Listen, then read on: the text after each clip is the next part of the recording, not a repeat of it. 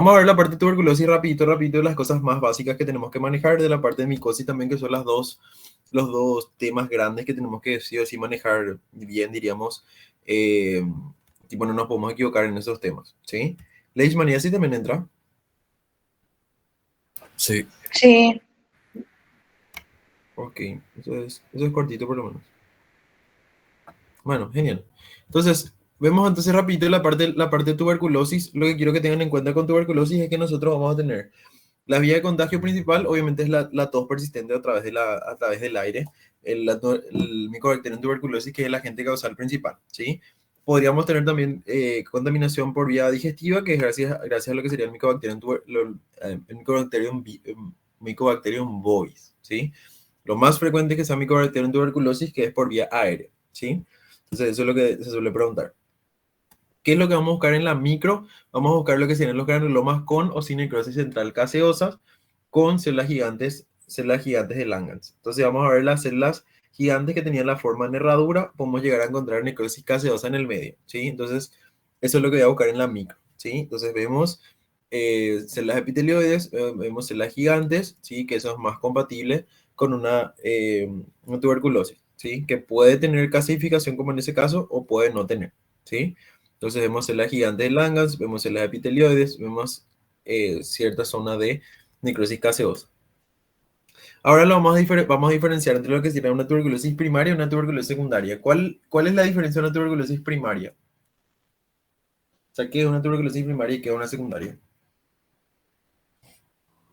La primera es que se tiene contacto con el patógeno. Exactamente, la tuberculosis primaria es el primer contacto del patógeno. Entonces, ¿qué es lo primero que tengo que tener en cuenta? ¿Dónde tengo que buscar la lesión si tengo que buscar una tuberculosis primaria? En el pulmón. En el pulmón. Si el primer órgano afectado en una tuberculosis primaria es el pulmón, súper bien, está bien la respuesta. Y dentro del pulmón, ¿dónde tengo que buscar principalmente?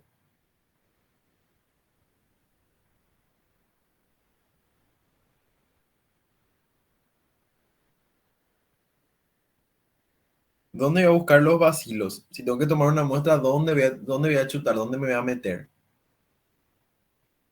lóbulo superior, En la parte inferior del lóbulo superior y, perdón, en la parte inferior del lóbulo superior. Eso creo que dije, por las dos. ¿Y dónde más?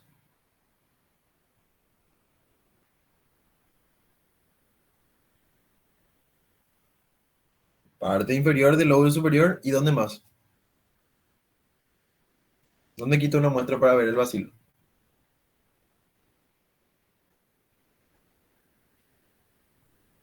En el chat dicen subpleural.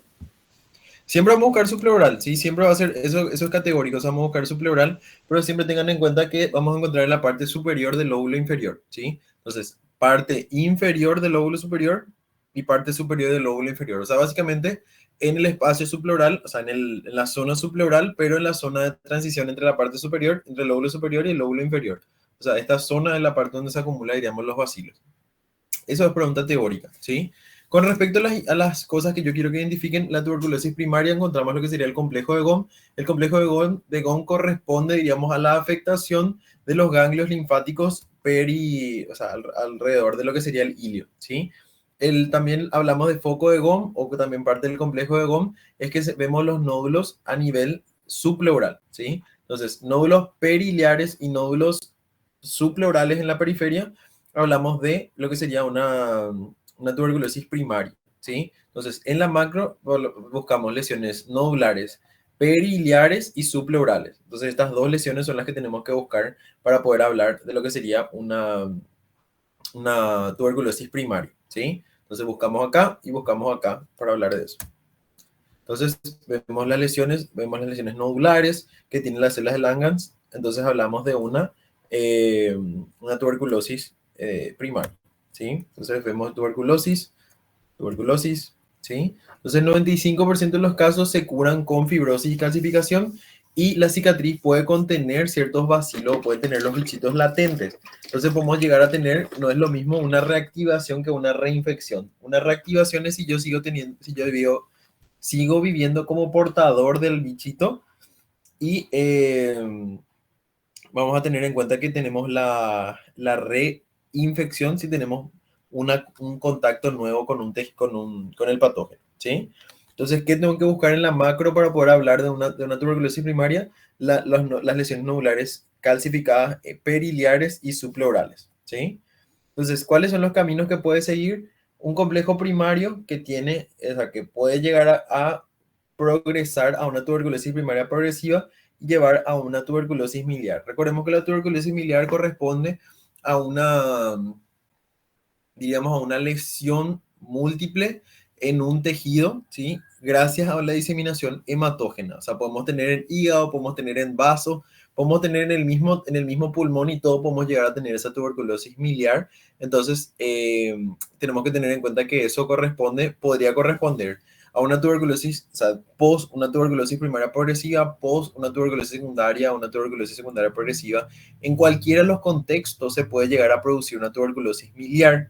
¿Sí? La tuberculosis miliar corresponde a la diseminación simplemente hematógeno nomás de los complejos en sí o los bacilos, ¿sí? Entonces, ¿qué quiero que se les quede grabado en su cabecita en este repaso rapidísimo? Que para cuando hablamos de una tuberculosis primaria, siempre buscar periliar y buscar subpleural, vemos esas lesiones y eso se corresponden en la primaria. En la secundaria, ¿qué es lo que voy a buscar? Voy a buscar calcificación y cavidad a nivel del vértice, ¿sí? A nivel del vértice suele haber lesiones, un agujerito, o sea, un agujero luego a nivel del vértice, ¿sí? Entonces, recordar cosas importantes, por ejemplo, siempre que nosotros tengamos una lesión, vieron que ese nodulito que está acá, este nodulito que está periliar, eso puede estar en contacto con el vaso, o sea, con un vaso sanguíneo, puede estar en contacto con el bronquio. ¿Y qué pasa si este complejo de Ghosn se agranda? Eso va a tender a invadir el vaso sanguíneo o a invadir el bronquio. Entonces, a eso se refiere con erosión bronquial y erosión vascular. La erosión bronquial es básicamente agujerear un bronquio, o sea, que eso crezca y por compresión o por algún motivo, eso puede generar una erosión bronquial y eso genera una bronconeumonía tuberculosa. O sea, si a mí en el examen pregunta cuál es el resultado de una erosión bronquial o la diseminación por vía bronquial, el resultado es una bronconeumonía tuberculosa, ¿sí? Que se da principalmente de tuberculosis secundaria. Si tenemos una erosión vascular, que es por vía hematógena, lo más probable es que genere una tuberculosis miliar, ¿sí? Entonces, si tenemos una diseminación hematógena, y acá quiero que miren esto, que esto vendría a ser el nodulito que tiene muchos agentes patógenos. Si esto se disemina por sangre, entonces genera una tuberculosis de tipo miliar. ¿Y qué les dije que pasaría si este agujerito está a nivel bronquial? Voy a mostrar la imagen para que entiendan. Esto es por vía bronquial. ¿Ven cómo ese complejo de Ghosn o ese nodulito invade el bronquio? Entonces, qué patología genera esto? Bronconeumonía tuberculosa. Bronconeumonía tuberculosa. ¿Y en qué consistía la bronconeumonía? Vemos estas lesiones parcheadas a nivel del pulmón, ¿sí? Entonces, por vía bronquial, si se disemina por vía bronquial, bronconeumonía, ¿sí? Y si se va por vía hematógena, ¿qué dijimos que tenía? Tuberculosis miliar. Tuberculosis miliar. Súper bien. Entonces, vamos a ir viendo algunas lesiones. Entonces, ¿esto a qué corresponde?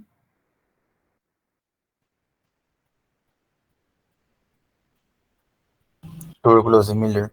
Tuberculosis miliar. Esto ya estamos a nivel de un riñón. La tuberculosis secundaria, entonces lo que vamos a buscar principalmente es una cavitación, ¿sí? Afectación ganglionar menos prominente, ¿sí? Entonces vemos ya una cavitación que está todavía llena, pero fíjense cómo de a poco va a ir desapareciendo y se va a quedar como un feroz agujero, ¿sí? Entonces eso es característico de la tuberculosis de tipo secundaria, ¿sí? Entonces, ¿esto qué les parece que es? ¿Diseminación hematógena o diseminación bronquial? Bronquial. Bronquial, sí, porque vamos a tener estas lesiones parcheadas, ¿sí? Entonces, esto les parece, o sea, esto podría ser, algunas son más grandes, algunas son más chiquititas, ¿sí? Lo mismo acá, y en esta, Hematógeno. hematógena, entonces esto es una tuberculosis de tipo miliar, súper bien. Y además lo mismo, esto, ¿qué les parece que es diseminación hematógena bronquial? Bronquial. Bronquial, acá vemos el patrón parcheado. Acá tenemos una zona más clarita, tenemos una zona más oscura. Entonces hablamos de una bronconeumonía porque hablamos, una bronconeumonía es una condensación, básicamente una neumonía, solo que más parcheado, ¿sí? Donde vemos una alternancia de zonas sanas versus zonas enfermas, ¿sí? Y esto es el proceso de una tuberculosis secundaria, la formación de las tabicaciones, ¿sí? O de las cavitaciones. ¿Esto qué les parece que es? Es una tuberculosis secundaria, ¿sí? Porque vemos la cavitación ya casi en el vértice. Pero ¿qué más tiene este pulmoncito?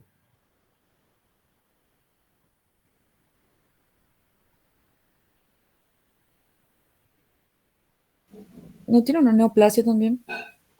No, lo más probable es que estos sean bloques de bronconeumonía nomás, ¿sí? Entonces, como es de forma difusa, entonces probablemente esto corresponde entonces a una bronconeumonía, ¿sí? Lo mismo, después de tuberculosis de órganos aislados, podemos llegar a tener tuberculosis ganglionar también llamado escrófula, que se da más en niños y pacientes con VIH. Podemos llegar a tener una tuberculosis intestinal, ¿sí? Que son pequeñas lesiones. Tuberculosis epidimario y testicular.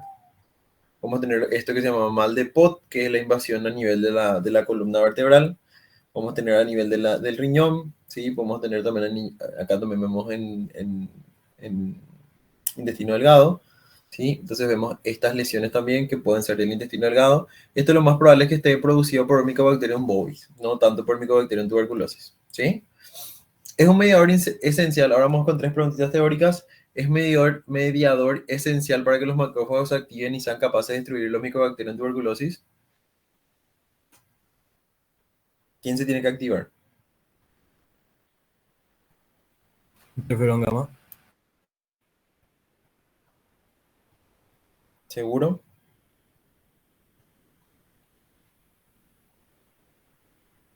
¿Alguien piensa diferente?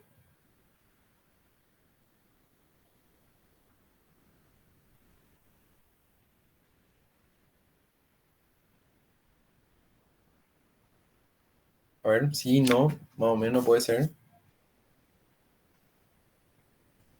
¿Quién es el que la activa? La activa básicamente al Mycobacterium tuberculosis.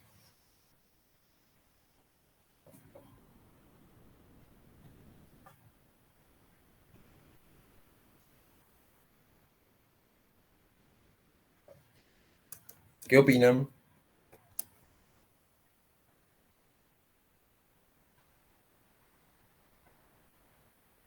Esto es súper importante, ¿sí? Esto es bastante importante porque es pregunta clásica de examen. Entonces, ¿qué hace que los macrófagos se activen? Básicamente es la actividad de los linfocitos tipo 1. O sea, los linfocitos tipo TH1 lo que hacen es liberar lo que sería el interferón gamma, ¿sí? El interferón gamma es el que va a generar que los macrófagos se activen, ¿sí? No es característico de la tuberculosis secundaria, generalmente asientan en el vértice pulmonar, usualmente presentan extensas necrosis, las lesiones microscópicas pueden presentar o no cavitación, para producir, puede producir diseminación de tipo miliar y la afectación de ganglios linfáticos es exuberante. ¿Qué opinan? ¿Qué es lo que no está bien?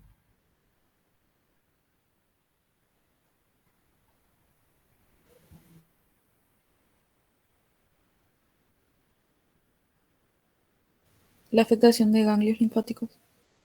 La afectación de ganglios linfáticos exuberante en realidad es mínimo comparado con la de tipo primaria. ¿Sí? Súper. Entonces, ¿alguna duda, consulta, pregunta de tuberculosis? Fue cortito y rápido, pero las cosas más importantes se le tienen que quedar. ¿Duda, consulta? Yo tenía, o sea, yo pensaba mal por lo del interferón gamma, creo. Porque pensaba que ese era necesario para que pueda destruirle justamente, ya que no podía el macrófago unir, o sea, producir el fagolisosoma. Sí, Y entonces los linfocitos o sea, secretaban interferón gamma para que se conviertan en las células epitelioides. sí, pero ¿y quién te parece que va a ser el que active? Y no es el linfocito. Es el linfocito, pero entre todos los que secretan, entre todas las cosas que secretan los linfocitos, ¿cuál es el que la activa? Ah, porque es al principio. O sea, yo entendí, o sea, yo entendí mal porque dice destruir al Mycobacterium y se supone que al activarse no le destruye al Mycobacterium, le O sea, guarda nomás. en realidad es contener la infección nomás. Sí, exactamente, pero está vivo el Mycobacterium y se reproduce adentro, entonces el macrófago es incapaz, entonces ahí se convierte en célula epitelioide por el interferón gamma. Claro, pero básicamente es un mediador para que puedan activarse de por sí. La activación del macrófago está mediada por el linfocito TH1, pero específicamente por qué, cuál es la sustancia que genera esa activación y es el interferón gamma. Y no estaría medio mal decir que se destruye el Mycobacterium. Sí, porque en realidad sería en realidad una contención nomás, ¿sí? Porque así mismo, como explicaste, ocurre en ese ciclo, ¿sí? Solo que es tipo, diríamos, un concepto grande que habla de una activación de los macrófagos, pero en realidad es una activación a modo de contención, no a modo de destrucción. ¿Se entiende? Sí. Super. ¿Alguna otra pregunta? ¿Duda, consulta?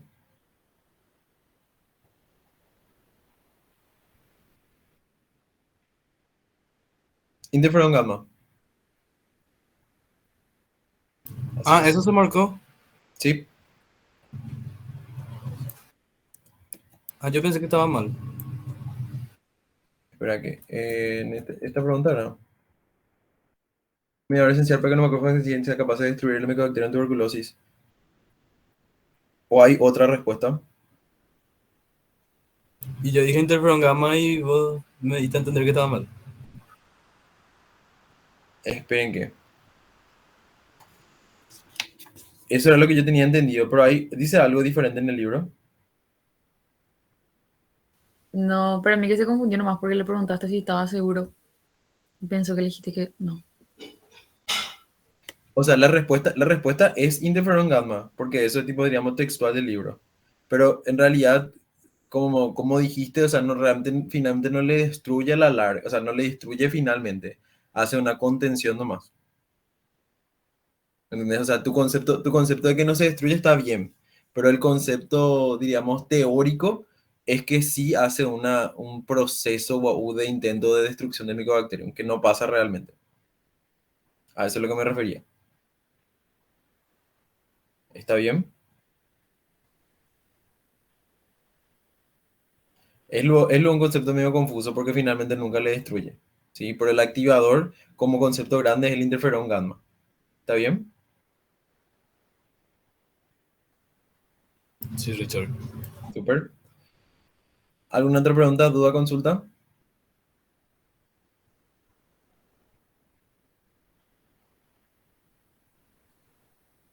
Genial. Entonces vamos a ir viendo el siguiente contenido que quiero que veamos juntos, que es el de las micosis, que eso sí es importante que veamos ATP. Lo de micosis es medio confuso, ¿verdad? Sí, sí es. Algunos por lo menos. Y es muy largo también, o sea, muchos. Son muchos, ¿sí?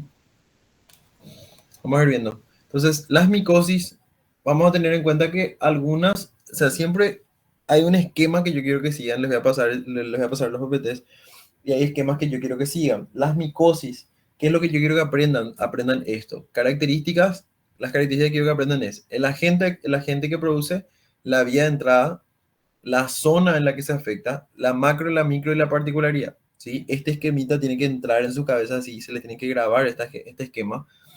Por ejemplo, tenemos la primera lesión que son los misetomas. Los misetomas, ¿cuál es el agente causal? Tenemos los actinomicetomas y los eumicetomas. Los actinomicetomas, que es Nocaria brasilensis, y el eumicetoma Madurella micetomi. La actinomicetoma, básicamente, es la que está causada por bacterias. El eumicetoma está causado por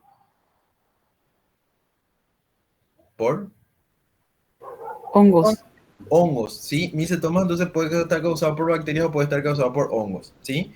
Pero tiene en común que los micetomas siempre van a tener por vía de entrada cutánea, ¿sí?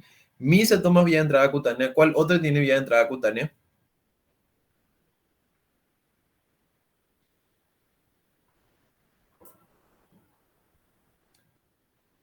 Esporotricosis. Psicosis, súper bien. ¿El otro?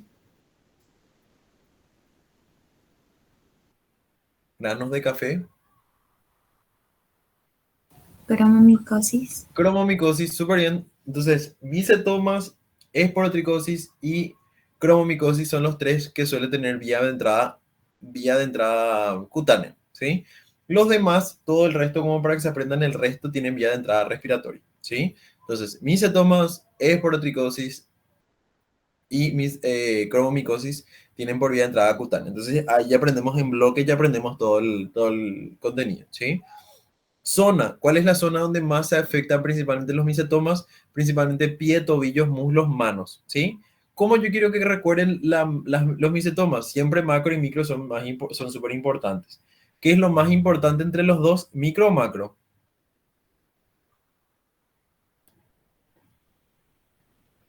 ¿Cómo diferenciamos las micosis? ¿Micro o macro?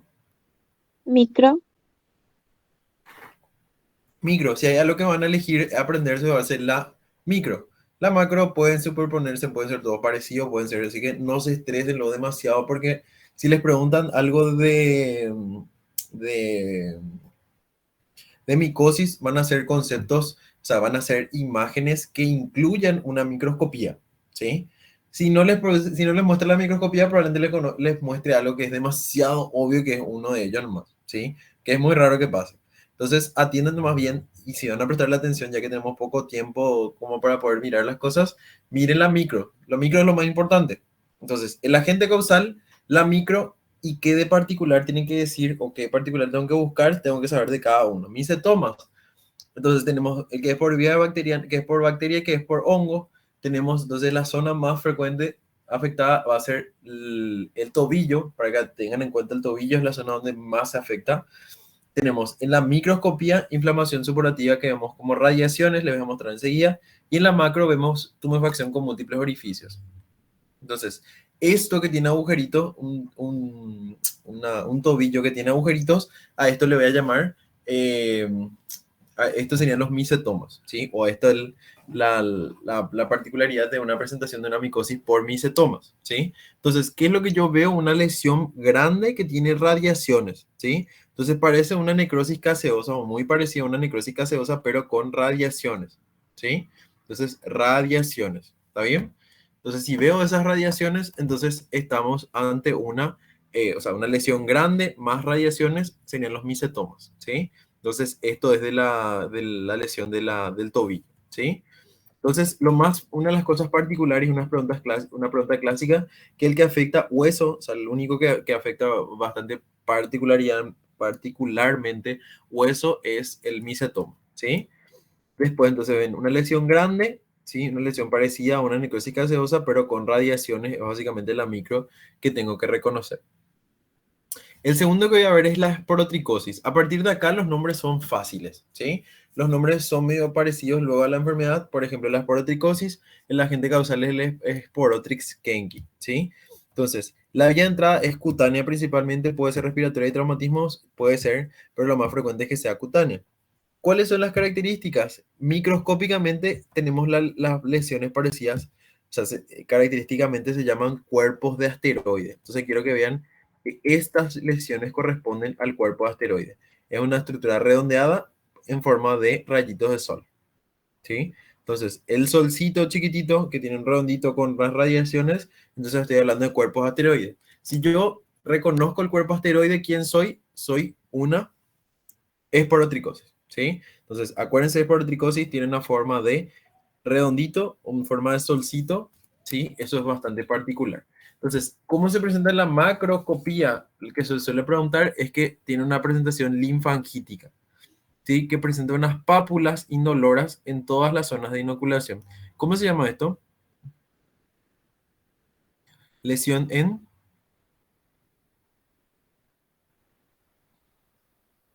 Cuenta de Rosario. lesión en cuentas de Rosario. En todas se forman pápulas en toda la distribución linfática de ese brazo, ¿sí? Entonces, hablamos en todo caso de lo que sería una esporotricosis, ¿sí? En el caso de puede ser diseminada en el caso de alcohólicos inmunosuprimidos y la única en la que van a encontrar como costras melicéricas, que es tipo famoso parecido a miel. Entonces las costras melicéricas medio amarillitas son características de la esporotricosis, ¿sí? Entonces cuentas de Rosario y las lesiones melicéricas son muy, muy particulares de lo que sería la esporotricosis. Eso en la macroscopía como para que puedan identificar. Pero en la microscopía, entonces el cuerpo asteroide es lo más importante. El siguiente es la cromomicosis. La cromomicosis tiene también su nombre medio raro, Fialófora verrucosa, Pedroso, Cladosporium carrioni. Entonces, estos sí tienen nombres medio difíciles. Entonces, los misetomas y las cromomicosis son los que tienen nombres raros, ¿sí? Entonces, la vía de entrada va a ser principalmente cutánea, ¿sí?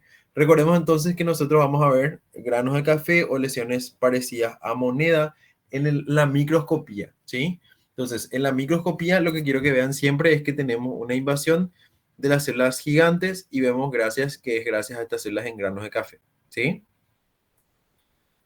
¿Se entiende hasta ahí los tres que tienen por vía cutánea? Tenemos entonces misetomas, esporotricosis y cromomicosis. Esporotricosis veamos una lesión caseosa con radiaciones. Esporotricosis vemos el rayito de sol que vemos que nosotros le llamamos cuerpos asteroides. Hasta ahora vimos el siguiente que es la cromomicosis, que tiene características entonces de granos de café o en forma de monedas que pueden o no estar invadiendo una célula de Langerhans. ¿Está bien? ¿Hasta ahí se entiende bien? Esos tres.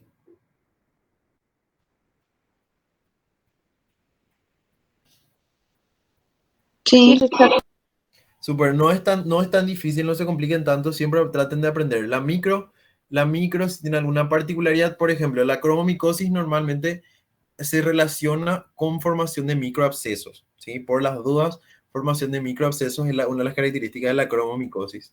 De la esporotricosis normalmente son pacientes carpinteros o pacientes que tienen que ver con las flores, ¿sí? No me acuerdo cómo se llamaban exactamente, pero pacientes que trabajan con flores y pacientes carpinteros, en todo caso suelen tener las astillas, ¿sí? Se les mete las astillas, entonces eso generaría una esporotricosis, ¿sí? Después tenemos una rhinosporidosis. La Rhinosporidium severi, básicamente lo que hace es atacar principalmente la mucosa nasal o conjuntival ante pequeños microtraumatismos. Lo que vemos de particular en la microscopía, o sea, primero que nada, la rhinosporidosis está normalmente asociado a pacientes jóvenes en aguas estancadas, ríos y lagos, donde tienen un pequeño traumatismo, entonces tiene una invasión de rhinosporidiosis, ¿sí?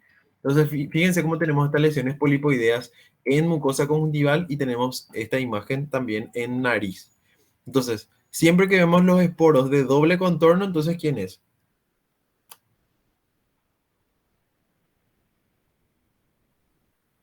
Doble contorno, ¿quién es? Rhinosporidosis. Rhinosporidosis, que es justamente lo que estamos hablando, ¿sí? Entonces, nos queda entonces mirar si tiene doble contorno, entonces siempre vamos a pensar en un rhinosporidium, ¿sí? Una rhinosporidiosis. Después tenemos el paracoccilloides. ¿El paracoccilloides qué tiene de particular? ¿Cómo identifico en la micro? ¿Alguien sabe? Lo del timón. Puede ser la imagen de timón de marino o de Mickey Mouse, ¿sí? Paracoccilloides, entonces, paracoccilloides brasiliensis, puede tener por vía de entrada respiratoria, lo más común. Entonces tenemos presentaciones. La forma aguda, la forma aguda retículo endotelial piel, genera una hepatomegalia. Y la forma crónica más pulmonar y extrapulmonar es la lesión. ¿Sí? Eso no nos importa tanto. Lo que sí nos importa es reconocer en la microscopía esa forma de Mickey en granulomas caseificados. ¿Sí? Entonces, acá tenemos las lesiones en cuello. Y fíjense cómo esto que está acá en la imagen, esto corresponde a una, ¿cómo se llama esto? Paracoccilloides. Sí, los paracoccilloides entonces tienen la forma, fíjense acá montemos la cabecita y las dos orejitas. Entonces esta es la forma de Mickey Mouse y esta es la forma de ¿qué? Timón. Timón. El timón de marino. Entonces atiendan bien que tenemos esta presentación y esta presentación para que puedan reconocer. ¿Sí? Entonces esto es paracoccilloides. Normalmente son invasivos, ingresan a lo que serían las células gigantes. ¿Sí? Después tenemos la histoplasmosis. La histoplasmosis normalmente está asociada a pacientes inmunodeprimidos. Recuerden que la histoplasmosis o sea, son organismos oportunistas que básicamente vemos que invaden a ciertos tejidos, ¿sí? Entonces, ¿qué tengo que tener como antecedente o qué me tiene que contar la historia? Así como me hablaba, por ejemplo, un paciente de 18 años que estuvo nadando en agua estancada. ¿Qué es lo más probable, con qué es lo más probable que se haya infectado? Los rinodos. Rhinosporidium. Entonces, la historia clínica o los datitos que les tira la historia, eso es bastante importante. Lo mismo pasa con la histoplasmosis. Normalmente el paciente tiene que ser un paciente que trabaja luego con aves, ¿sí? Entonces, materia fecal de aves o murciélagos. Entonces, suele tener la particularidad de haber tenido, o sea, los pacientes con histoplasmosis tienen la particularidad de haber estado en contacto con ese tipo de sustancias que es la materia fecal de aves y murciélagos, ¿sí? Entonces, ¿cómo yo voy a reconocer? ¿Qué ven acá de particular para que yo pueda reconocer que estoy en histoplasmosis?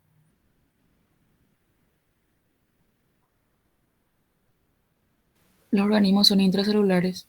Los organismos son intracelulares y aparte son puntitos que tienen un halo blanco alrededor, ¿sí? Tienen un halo claro alrededor. Entonces, eso nos habla de que es digamos que son organismos invasores, o sea, viven creciendo en otras células, ¿sí? Entonces, esto es histoplasmosis, un puntito con halo blanco alrededor, ¿sí? Entonces, fíjense, puntitos con halo blanco alrededor, puntito con halo blanco alrededor, puntito con halo blanco alrededor. Pero siempre son chiquititos, son mucho más chiquitos que el núcleo inclusive, ¿sí? ¿Se entiende hasta ahí? ¿Alguna duda, consulta? Rhinosporidium, ¿sí? Y paracoxi, Rhinosporidium, paracoxi y histoplasma. Esos son los tres que vimos hasta ahora de los nuevos, ¿sí? ¿Alguna pregunta hasta aquí?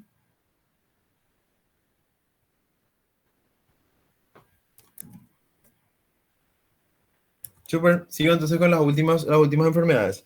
Coccidiomicosis es coccidioidimitis. Normalmente son los mismos esporangios parecidos a lo que sería la rinosporidiosis, pero la diferencia es que las lesiones son de una sola capa.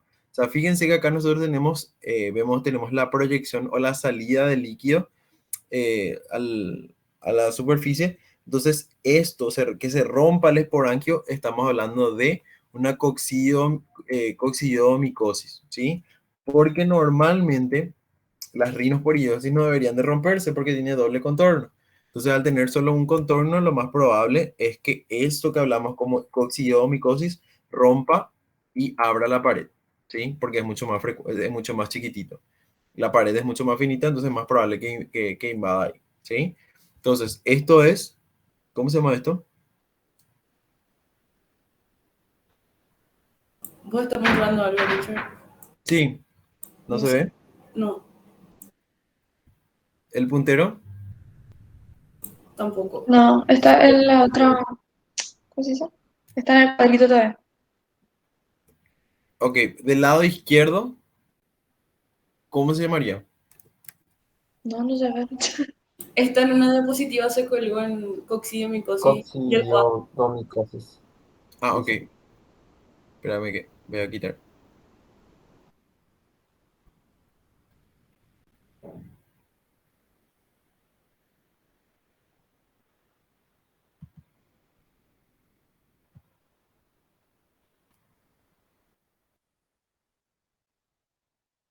Ahí,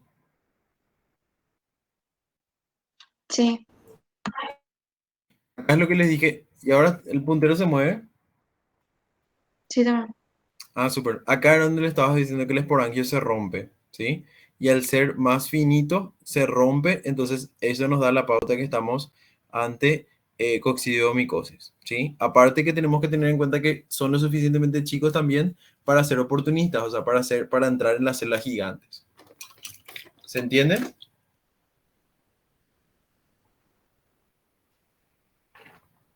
Pasa a diapositiva. Sí, Ahora tenemos dos imágenes más en la pantalla. ¿Está bien? sí. Genial. ¿El de la izquierda qué es? Coccidioides. Coccidiomicosis. ¿El de la derecha? Rhinosporidium. Rinosporidiosis, ¿se entiende? O sea, son muy parecidos, pero la diferencia es que uno tiene una capa y el otro tiene dos capas. Súper bien.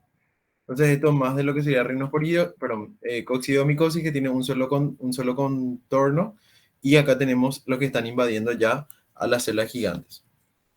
Después tenemos la criptococosis. Criptococosis normalmente está producido por el Cryptococcus noformans. Tiene características de que afecta principalmente a inmunodeprimidos. Lo que afectan principalmente a inmunodeprimidos son la histoplasma, o sea, histoplasma y criptococosis, ¿sí?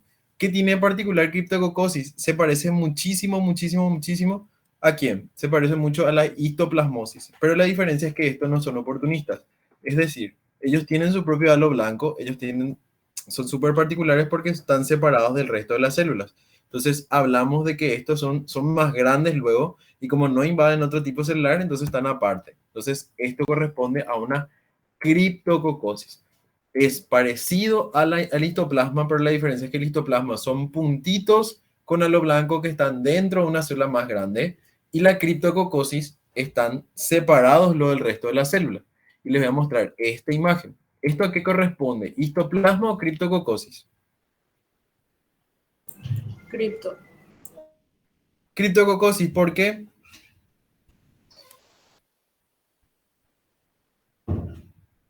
No está dentro de macrófago. No está dentro de los macrófagos, súper bien. Y aparte que cada uno tiene su halo blanco, están todos separaditos, súper bien. Y si les muestro, a ver, esperen que esta imagen, ¿qué me van a decir? Histoplasmosis. Segura.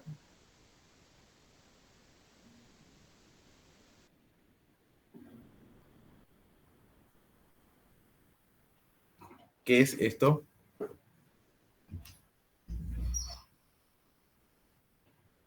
Cripto.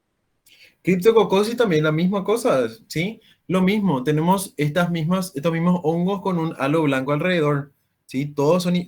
Esta imagen es igual a esta imagen. ¿Se ve? Y ahora vamos a ver el que es diferente. Esto, o sea, ¿qué lesiones? ¿Qué es? ¿Qué enfermedades? Ese sí es Histo- Esto es histoplasmosis, ¿sí?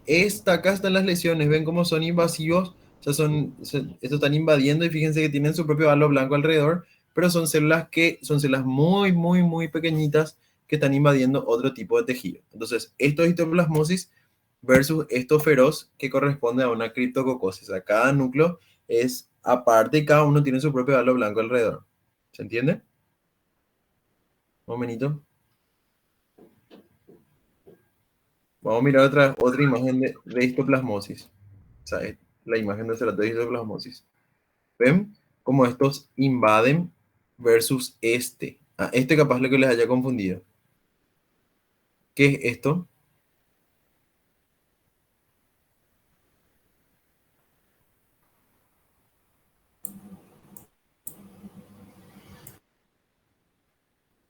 No es histoplasma también. ¿Segura? Cripto. Histoplasmosis. ¿Mm? Histoplasmosis. Puede parecer que tiene pequitas. Esto también es histoplasmosis porque fíjense el tamaño de los núcleos. El tamaño de un núcleo. ¿Ven que esto está súper acercado nomás? Pero esto está muy, muy cercano a núcleos, ¿sí? Estos son núcleos. Estos nucleitos que están acá, fíjense cómo está muy cercano, está muy acercado. Entonces, si nos fijamos, tienen ese punto blanco, o sea, ese punto de núcleo más el halo blanco alrededor, ¿sí? Entonces, fíjense qué es lo que tienen de particular. Algo que esté cerca de un núcleo y tiene puntito y halo blanco alrededor, estoy más asociando más a histoplasma. Pero fíjense, por ejemplo, fíjense, está cerca de un núcleo, puntitos que tienen un halo blanco alrededor. Pero fíjense que esto que les mostré como Cryptococcus no está relacionado con ningún núcleo, o sea, no está relacionado con absolutamente nada. Cada uno es independiente que tiene su punto, o sea, su halo blanco alrededor, ¿sí? Lo mismo pasa con esta imagen, ¿sí? No está relacionado con ningún núcleo, cada uno va de forma independiente, ¿sí? Ahora nos vamos a los dos últimos, que son la aspergilosis, la aspergilosis y mucormicosis. La aspergilosis, básicamente Aspergillus fumigatus, normalmente está asociado con agricultores, con grano, heno, tierra y estiércol, que son los más característicos. Generan una bronconeumonía y muy importante en la microscopía generan esto. ¿Cómo describo yo esto? ¿Qué es esto? Lo voy a empezar. IFAS. IFAS, ¿sí? Estos palitos se llaman IFAS. ¿Qué característica tiene la de la Aspergillus? Separadas, Es ángulo agudo. Después, están septadas, o tienen septas. septados. Significa estos cortecitos que están acá. Estos cortecitos corresponden a septaciones. Septado. Ángulo agudo, ¿sí? Entonces, IFAS de ángulo agudo septado, estamos ante Aspergillus, ¿sí? Fíjense, ángulo agudo, septado, que acá se ve mucho mejor cómo está septado. Entonces, al ser septado ángulo agudo, entonces pienso más en Aspergillus. Cosa que en mucormicosis está formado normalmente, primero que nada, si yo veo una necrosis de nariz, lo primero que voy a pensar es una mucormicosis, o sea, porque ingresa por zona de las vías aéreas, entonces puede afectar a los senos paranasales o los pulmones, ¿sí? Entonces, mucormicosis puede llegar a las vías aéreas e inicialmente por dónde entra, entra por la nariz. Entonces, la nariz es lo primero que necrosa en una mucormicosis. Y las IFAs son largas, gruesas y no septadas, ¿sí? Largas, gruesas y no septadas, y lo más probable es que tenga un ángulo más recto, no tanto más un ángulo agudo. ¿Se entiende eso? Sí. Genial. Entonces, fíjense, esto es más gruesito, esto es más de mucormicosis. Ahora vamos a ir repasando rapidito, rapidito y después ya le dejo en paz. ¿Esto qué les parece que es?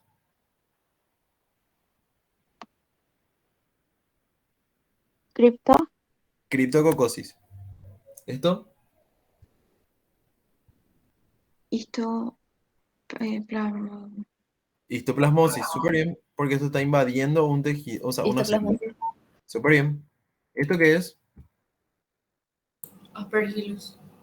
Aspergillus, porque tenemos IFAs alargadas, tenemos ángulo agudo y tenemos esto que serían las septas, ¿sí? Las septaciones. Entonces, esto es Aspergillus. Súper bien.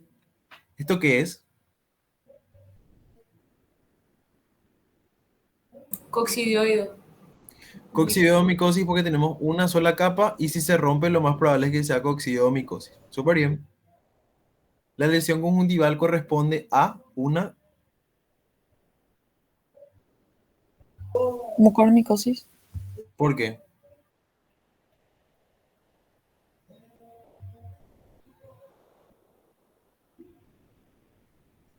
Las ¿Por qué IFAs son más tratadas.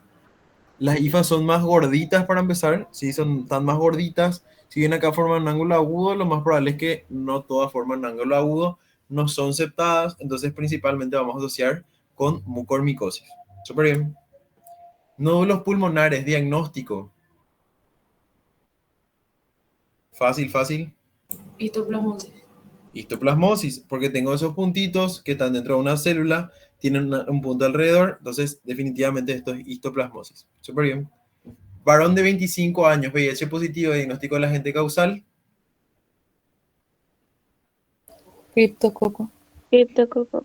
Cryptococcus no forman, o sea, tenemos que tener en cuenta que Cryptococcus están más asociados a inmunodeprimidos. Un paciente VIH positivo obviamente está mucho más inmunodeprimido, entonces Cryptococcus tiene el halo blanco alrededor. Súper bien. La mucormicosis, perdón, la maduromicosis. ¿Maduromicosis quién es?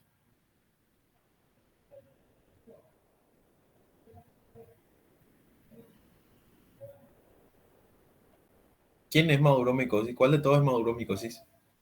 Micetoma. Los misetomas, súper bien. Su sitio primario de infección es el pulmón, puede producir destrucción ósea, frecuentemente afecta a meninge y sistema nervioso central, es contagiosa de persona a persona. ¿Cuál es lo más correcto en maduromicosis? B. La B. A ver, Puede producir destrucción ósea. Entre todos los que aprendimos, el que puede presentar destrucción ósea es los misetomas, y el que puede producir necrosis de silla de montar, que son muy característicos, es la mucormicosis. Tiene como principal punto de invasión los senos paranasales y desde ahí puede invadir órbita y cerebro. mucormicosis. Mucormicosis, justamente les dije que el seno paranasal es la zona así donde más se afecta, entonces la nariz por donde entra es otra de las cosas más afectadas donde tienen una necrosis. ¿Alguna duda, consulta, pregunta? Richard, ¿qué dijiste de silla de montar? En realidad, la necrosis de la nariz, o sea, la necrosis de nariz o silla de montar, que es de mucormicosis. Ya, gracias. ¿Dale? ¿Alguna otra pregunta, duda, consulta? Richard, ¿será que puedes hacer un resumen rápido de Aspergillus colonizadora invasiva? Bueno, salió y ¿En tu qué? imágenes de radiografía y eso. De Aspergillus invasora y colonizadora. Ni en pedo, en el parcial ni cagando te complica. O sea, la entrega puede haberle salido, pero en el parcial jamás le va a salir ese tipo de cosas. O sea, máximo identificar así la gente causal y eso, tipo, no se estresen tanto por eso. Por eso es súper específico del libro ese, del libro ese que teníamos que leer. Sí, de los tres. Ok, gracias. ¿Alguna otra pregunta? Bueno, en realidad creo que les torturé demasiado ya por hoy. Quiero que miren después el de... O sea, les voy a pasar todos los PPTs ahora y te